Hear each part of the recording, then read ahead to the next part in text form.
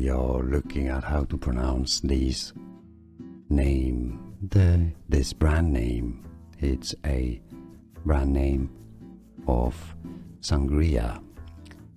Now, if you want to know how it's said in Spanish, it's said as Don Simon, with a stress on that mon syllable and a C sound. Now, in English, it's often said as Don Simon, because Simon is said Simon in English, but Simon in Spanish. We are looking at how to pronounce this name, this brand name. It's a brand name of sangria.